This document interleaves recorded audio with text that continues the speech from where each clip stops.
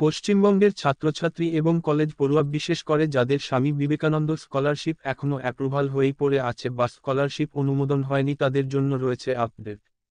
দীর্ঘদিন ধরে তোমাদের স্ট্যাটাসের কোন পরিবর্তন হচ্ছে না এবং এর কারণ হিসেবে লোকসভা নির্বাচনটা অনেকটাই ভূমিকা পালন করছে।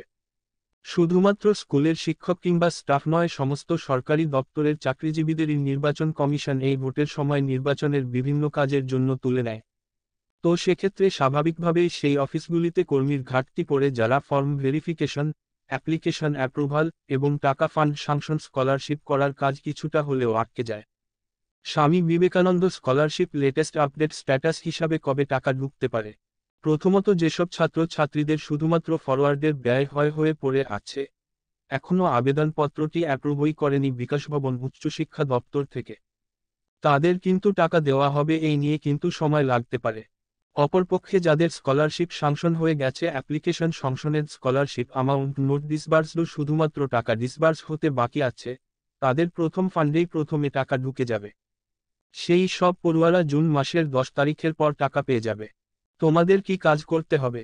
তোমাদের যদি আবেদনটি শুধুমাত্র জমা হয়ে পড়ে থাকে, সেক্ষেত্রে তোমরা স্কুল বা কলেজ কর্তৃপক্ষকে একবার বলে ফর্মটা অবশ্যই ভেরিফাই করে নিও, যাতে বিকাশ ভবন ফর্ম অ্যাপ্লিকেশন অ্যাপ্রুভাল প্রসেস এর কাজ খুব তাড়াতাড়ি করতে পারে। টাকা ঢোকার শেষ তারিখ কি রয়েছে? কলেজ শেষ হয়ে গেলে টাকা পাবে। এখন অনেক ছাত্রছাত্রী মনে প্রশ্ন থাকতে পারে যে, যারা কলেজের শেষ বছরে পড়াশোনা করছে এবং আর কয়েক মাস পরেই তাদের ডিগ্রি শেষ হয়ে যাবে, তাদের যদি টাকা সময় না ঢোকে তাহলে কি সমস্যা হবে?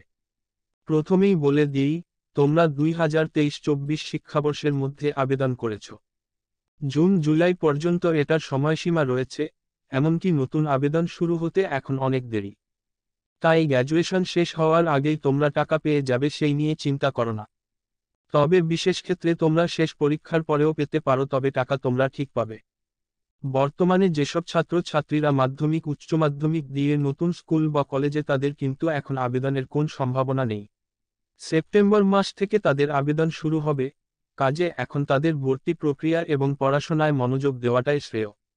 তোমাদের জন্য সমস্ত আপডেট তোমরা সরকারি বাংলা খবর এই চ্যানেলে পেয়ে যাবে, সেটা স্কলারশিপ হোক, পড়াশোনা কিংবা পরীক্ষার খবরের আপডেট হোক, যে কোনো খবর পেয়ে যাবে সবার আগে।